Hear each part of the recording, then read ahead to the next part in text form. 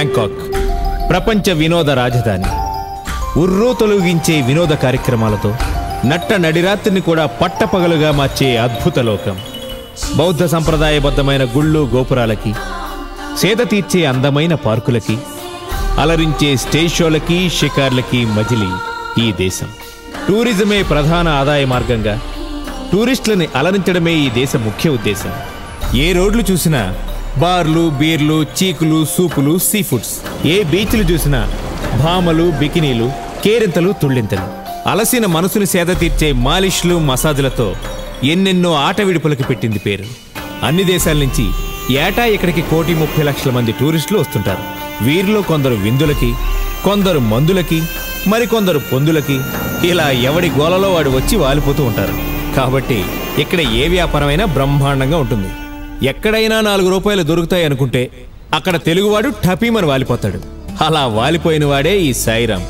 ఏ టూరిస్ట్కైనా ముందుగా అవసరం అయ్యేది హోటల్ అకామిడేషన్ అని 10 సంవత్సరాల క్రితమే తెలిసేసుకుని తన తల్లిదండ్రులు ఇచ్చింది, అత్తోరిచ్చింది అమ్మేసుకొచ్చి ఈ హోటల్ కట్టేశాడు.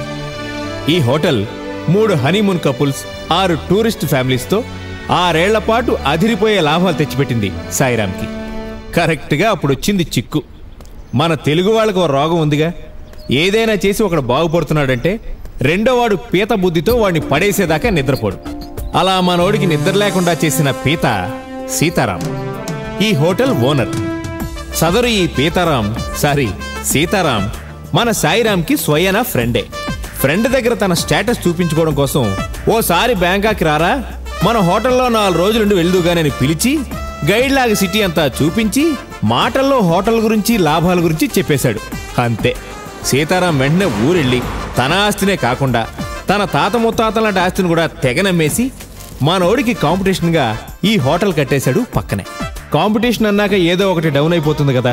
పైగా సీతారాంది కొత్త హోటల్ అవటం, 2 రూములు తీసుకుంటే 1 రూమ్ ఫ్రీ అని, భోంచేస్తే టిఫిన్ ఫ్రీ అని కొత్త స్కీములు పెట్టేయడంతో ఉచిత కరెంట్ స్కీమ్కి అట్రాక్ట్ అయిన ఏపీ ఓటర్స్లా బ్యాంకాక్ వచ్చిన ప్రతి తెలుగు టూరిస్టు సీతారాం హోటల్లో దిగిపోవడం మొదలెట్టారు. దాంతో పాపం మన సాయిరాం హోటల్ బిజినెస్ వైరస్ సోకిన సాఫ్ట్వేర్లా టప్పును పడిపోయింది. బాబాయ్ ఊరుకుంటాడేటి, తెలివితేటలన్నీ ఉపయోగించి ఓ బ్లాస్టింగ్ ప్లాన్ వేశాడు.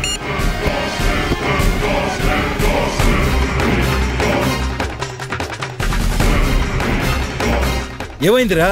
ఈ పటాష్ పద్మనాభానికి పని చెప్తే ఫినిష్. ఆ సీతారాం గాడి బాంబులో హోటల్ సారీ వాడి హోటల్లో బాంబు పెట్టేశా. అట్ ఎనీ మూమెంట్ అది పేలొచ్చు. Very good. మీరిక హ్యాపీగా ఇంటికెళ్ళి ఓ ఫుల్ బికి పడుకోండి సార్. లేదురా, నా కళ్ళ ముందే వాడి హోటల్ వరల్డ్ ట్రేడ్ సెంటర్లా కుప్ప కూలిపోవటం చూసి ఒసామా బిన్ లాడెన్లా కుమిలి నవ్వాలి. రేయ్, ఆ సీతారాం గడు వస్తున్నాడు, చూసాడంటే అనుమానం వస్తుంది. సైడ్ అయిపోదాం పద. అలాగే పదండి. 2nd ఫ్లోర్ కి పెయింట్ వేయడానికి మన దగ్గర డబ్బులు లేవురా.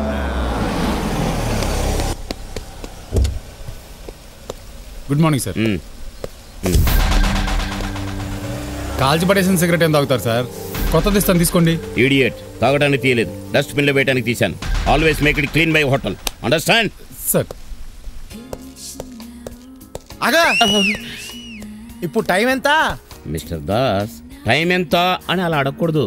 Excuse me sir, time please అని అడగాలి. హోరి వెరీ నా పుష్పం, నేను టైం తెలుసుకోవడానికి నేను టైం అడగట్లా. నువ్వు ఎన్నింటికి రావాల్సిన ఎన్నింటికి వచ్చావని టైం అడుగుతున్నా. నేను ఎన్నింటికైనా రావచ్చు. ఇండియన్ రైల్ నీ ఇష్టం వచ్చినప్పుడు రావడానికి దీని బాబుగారి హోటల్ కాదు. నీలాంటి వాచ్మెన్ ని పనిలో పెట్టుకుంటే అలాంటి ఓనర్ కి వాచిపోతుంది. నేను వెంటనే పనులను తీసేస్తున్నాను. Get out. నాన్న దాసు, నీ మతిమరుపుతో నన్ను చంపకు. నేను వాచ్మెన్ ని కాదు, ఈ హోటల్ ఓనర్ని. నువ్వు ఓనర్వా? నేనెవరిని? After all bell boy. నా చేతిలో బెల్ లేదే, గంటల కొట్టును. బెల్ బాయ్ అంటే గంట కొట్టేవాడు కాదు. మరి నువ్వు ఈ డెస్క్ దగ్గర ఉండి కస్టమర్స్ వస్తే రిసీవ్ చేసుకుని వాళ్ళ సామాను తీసుకెళ్లి రూమ్ లో పెట్టి వాళ్ళు ఏదైనా తీసుకురమ్మంటే తీసుకొచ్చేవు. అది బెల్ బాయ్ గానే డ్యూటీ. గుడ్. ఓనర్ గాని బానే గుర్తుపెట్టుకున్నావే. తొందరలో ప్రమోషన్ వచ్చి బేరం అవుతావు. Okay, keep it up. Well. Good morning sir. Morning sir. ఆ మతిమరుపు దాస్ గారితో చాలా ఇబ్బందిగా ఉందండి. వాడిని పనిలో నుంచి పీకేయచ్చు కదా. వాడిని ఇక్కడ నేను పీకేస్తే ఇంట్లో మా ఆవిడ నన్ను భర్త పోస్ట్ నుంచి పీకేస్తుంది. అదేంటి సార్? మా ఆవిడకు కాలు విడిచిన కజిన్ అవుతాలే వీడు. అది సరే, నీకు కూడా మతిమరుపు వచ్చిందా? నువ్వేంటి రూమ్ సర్వీస్ పని చూసుకోకుండా రిసెప్షన్ లో కూర్చున్నావు? మన రిసెప్షనిస్ట్ నటాయకి ఒంట్లో అక్కడక్కడ బాలేదట సార్, లీవ్ పెట్టింది. ఆహా, ఎక్కడో పార్ట్ టైం జాబ్ చేసి ఉంటుంది. Yes reception. Okay sir. ఆ సినిమా వాళ్ళకంటే 2 టీలు తీసుకెళ్ళి. Okay sir. ఇక్కడ రిసెప్షన్ నేను చూసుకుంటాను. ఏంటో ఇక్కడ ఎవరిది ఏ డ్యూటో అంతా కన్ఫ్యూజన్ గా ఉంది. ఏం కన్ఫ్యూజన్ ఉండదు సార్, రైటర్ కమ్ డైరెక్టర్ ని నేను చెప్తున్నా కదా. వద్దమ్మా, ఈ తుప్పు అప్పారావు ఆడియన్స్ టేస్ట్ ని కాచి వడబోసాడు. ప్రొడ్యూసర్ ని ముందు నన్ను సాటిస్ఫై చేయి. ఇదిగో నేను సమర్పకురాలి, ముందు నన్ను సాటిస్ఫై చేయి. అయితే ఇంకో కథ చెప్తాను, టైటిలే అద్దరిపోతుంది. తర్వాత ఇంకేం ఉండదా?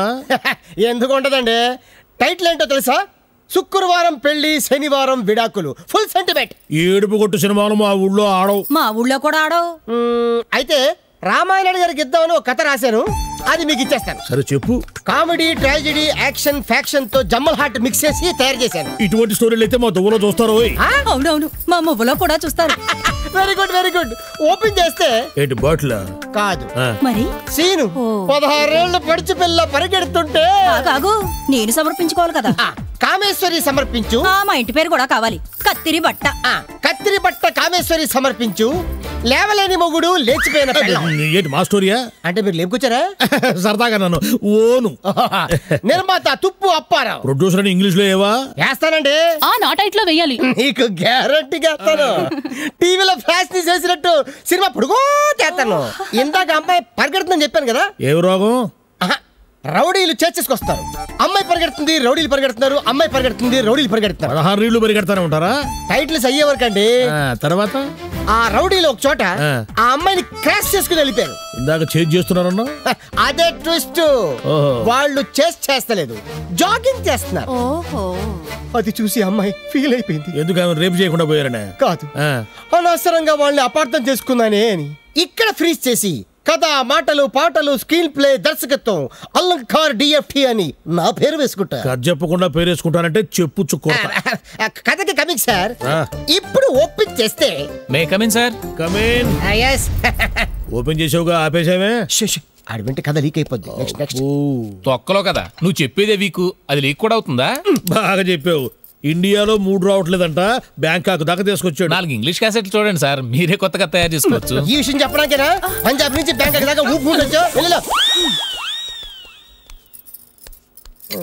అగో టీ తెప్పించింది నీకు కాదు, మాకు.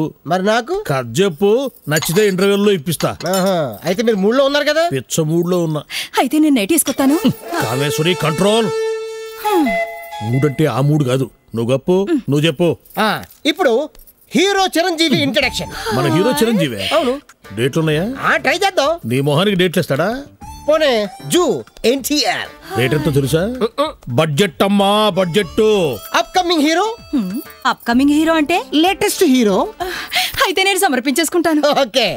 అతను సర్రని కారులో వచ్చాడు.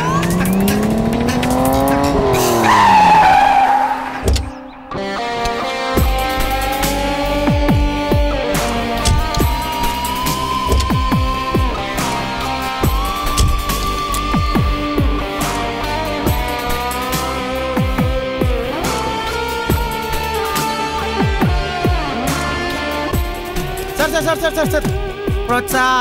హోటల్ లోపలికి వచ్చి మరీ అడుకోవాలా? నేను అడుక్కోవడం లేదు సార్, తాయి భాషలో ప్రోత్సా అంటే నమస్కారం. అక్కడ పెట్టడం మర్చిపోయి ఇక్కడ పెడుతున్నాను.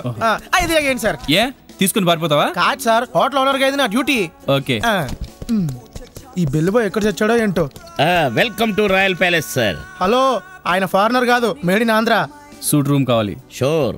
పేరు సార్? తెలీదు. అరే వెరైటీగా ఉంది. హలో, నీ పేరు నాకు తెలియదు అంటున్నా. నేను నీ పేరు అడుగుతున్నాను. వీరశంకర్. ఏ ఊరు? మా ఊరే. దాని పేరు? హైదరాబాద్. పెళ్ళైందా? పిల్లుందా? నాకే ఇంకా పిల్లలు లేరు. ఏ ఏదైనా డిఫెక్టా? అవన్నీ మీకు ఎందుకు కానీ వచ్చిన పని చెప్పండి. మీ హోటల్లో దిగుదామని. సంతోషం. ఎన్ని రోజులు ఉంటారు? పని అయ్యేంత వరకు. Okay thanks. ఇక్కడ సంతకం పెట్టండి. రే సార్ని 1106 తీసుకెళ్ళు. ఓకే పదండి సార్. ఒంటరిగా వచ్చారేంటి సార్? షాపింగ్ కా? కాదు, హనీమూన్ కి. అందుకైతే మా హోటల్ చాలా బాగుంటుంది, బాగా ఎంజాయ్ చేయండి. నోరు మూస్తావా? మీదా?